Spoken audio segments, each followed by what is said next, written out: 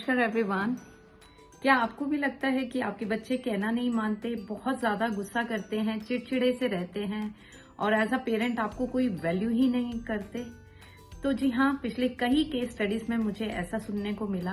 Parents का एक ही कहना था कि बच्चे जो हैं बिल्कुल बात नहीं मानते हैं, जरा सी बात करो गुस्सा हो जाते हैं, नाराज होकर दरवाजा बंद कर लेते हैं। ऐसी कई प्रॉब्लम्स मुझे उनसे सुनने को मिली।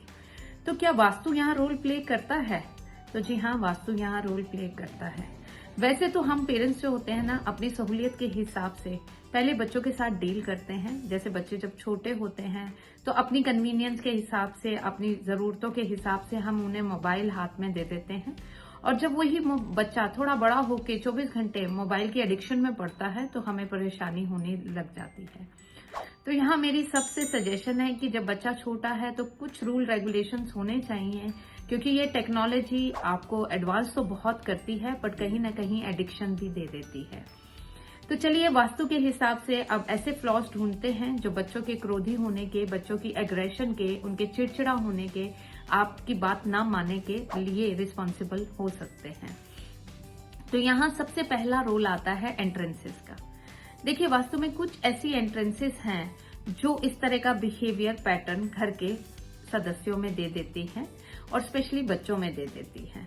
तो देखिए, इसमें से एक एंट्रेंस अगर नॉर्थ की तरफ हम देखें तो N6 की एक ऐसी एंट्रेंस है जो कि बहुत विचित्र व्यवहार कर देती है उस घर में रहने वाले लोगों का। मतलब कि अगर बेटा है तो उसका अपने फादर के प्रति इतना विचित्र व्यवहार हो जाएगा कि फादर को समझ ही नहीं आएगा और छोटी छोटी बातों पे झगड़े होने शुरू हो जाएंगे और वो घर छोड़कर अलग रहना शुरू हो जाएगा।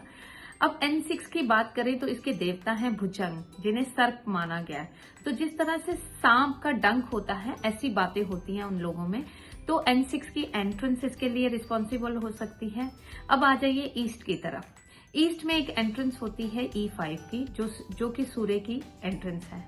अगर ये एंट्रेंस आपके घर में है तो आप देखेंगे घर के सदस्यों में बहुत ज्यादा एग्रेशन है। हर कोई अपने आप को राइट प्रूव करता है। अब सूर्य के पद पे अगर ये एंट्रेंस है तो सूर्य क्या है? सूर्य जो है राजा है। तो हर एक के अंदर ये विचार आएगा कि मैं राजा हूं, मैं ठीक हूं, मैं जो कह रहा हूं वो ठीक है, और एग्रेशन बढ़ता जाएगा। तो ये एंट्रेंस अगर आपके घर में है तो ये भी बच्चों के एग्रेशन, उनके चिड़चिड़ेपन के, आपकी बात ना मानने के लिए रिस्पॉन्सिबल हो सकती है। इसके बाद आ जाइए वेस्ट की तरफ। वेस्ट में एक एंट्रेंस है W6 की एंट्रेंस, जिसके देवता हैं असुर। असुर यानी सुर में ही ना होना। जो देवता का ही काम है कि वो आपको सुर में नहीं रहने दे रहा, तो वहां के बच्चे भी इस तरह का ही काम करते हैं। वो सुर में नहीं रहते हैं, वो एडिक्शंस में पड़ने की तरफ जाते हैं, माँ बाप का कहना नहीं मानते। डिप्रेशन के इस जोन में आई हुई ये एंट्रेंस बच्चों को डिप्रेशन दे देती है। बात बात पे बच्चा नाराज होकर रूम में अपने आप को बंद कर लेता है, आपकी बात नहीं मानता। बहुत मुश्किल हो जाता है ऐसी सिचुएशंस में पेरेंट्स का उनके साथ डील करना। ये तो हो गई एंट्रेंसेस।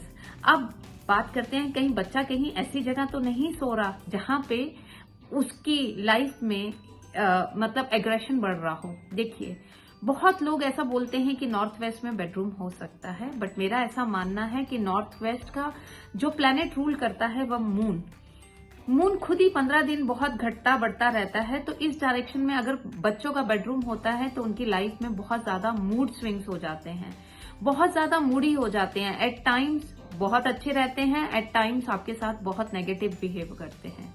इसके बाद नॉर्थ वेस्ट, अगर यहाँ बच्चों का बेडरूम है और बच्चा जो है 15-16 साल से ऊपर का हो गया है, तो उसका अट्रैक्शन घर के बाहर शुरू हो जाएगा। ऑपोजिट सेक्स के प्रति उसका अट्रैक्शन बढ़ेगा और घर वालों के प्रति उसका अट्रैक्शन कम होता जाएगा।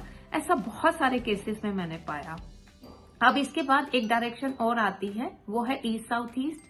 अगर आपके बच्चे का बेडरूम जो है ईस्ट साउथ ईस्ट में है तो ऐसा बच्चा हमेशा एंजाइटी और डिप्रेशन और चर्निंग में ही पड़ा रहेगा। छोटी छोटी बात को पकड़ के राई का पहाड़ बनाता रहेगा। तो इस डायरेक्शन में भी बच्चे का बेडरूम नहीं होना चाहिए। इसके बाद जो बहुत सारे केसेस में देखने को मिला वो है साउथ ईस्ट का बेडरूम। देखिए, साउथ ईस्ट फायर जोन है। अगर इस जोन में बच्चे का बेडरूम आता है तो बच्चा फायरी प्रवृत्ति का हो जाएगा, बहुत ज्यादा एग्रेशन उसके अंदर आ जाएगा। स्पेशली वो बच्चा जो पहले से ही फायरी है, अगर फायरी बच्चा फायर जोन में सो जाएगा तो और फायरी हो जाएगा, उसका एग्रेशन इतने एक्सट्रीम लेवल का बढ़ जाएगा कि माँ बाप के लिए उसे संभालना मुश्किल हो जाएगा। तो इस डायरेक्शन में भी बच्चे को सुलाना अवॉइड कीजिए। अब आती है नेक्स्ट डायरेक्शन, वो है वेस्ट नॉर्थ वेस्ट की डायरेक्शन। अगर यहाँ बच्चे का बेडरूम है तो ये डायरेक्शन अपने आप में बताती है कि ये डायरेक्शन है डिप्रेशन की, डिटॉक्सिफिकेशन की। तो बच्चा जो है डिप्रेशन में पड़ा रहेगा, किसी से बात करना पसंद नहीं करेगा, बात बात में छिड़ जाएगा, एडिक्शन की तरफ उसका ध्यान जाएगा। तो यहाँ से भी बच्चे के बेडरूम को रिमूव कीजिए।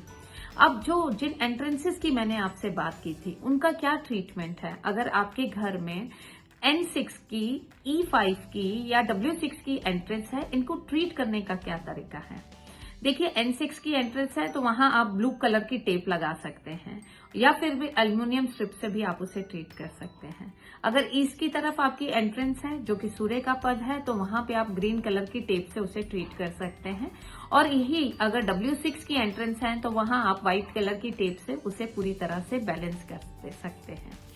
ये तो बात हुई एंट्रेंसेस की और बच्चे का बेडरूम कहाँ है।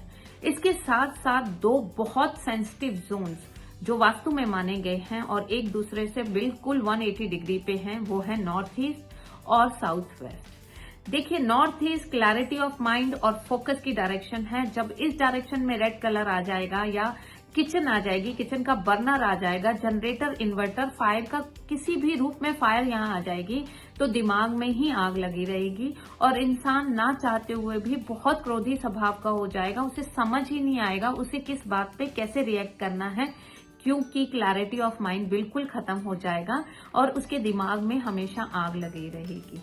अब आ जाइए उसके 180 डिग्री सामने।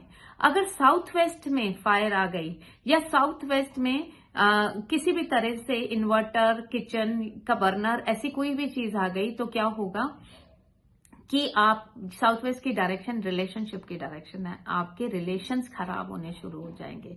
वो स्टेबिलिटी है जो रिलेशनशिप में, वो खत्म होनी शुरू हो जाएगी। तो देखा आपने, वास्तु का बच्चों के बिहेवियर के ऊपर भी बहुत बड़ा इम्पैक्ट पड़ता है। तो मेरी आप सबसे सजेशन है कि बच्चे के बेडरूम अगर इन डायरेक्शंस में आ रहे हैं तो शिफ्ट कीजिए। ये एंट्रेंसेस आपके घर में हैं तो उसे पूरी तरह से ट्रीट कीजिए और इसके साथ साथ अपने घर के नॉर्थ ईस्ट और साउथ वेस्ट डायरेक्शन को पूरी तरह से बैलेंस कीजिए। Thank you so much.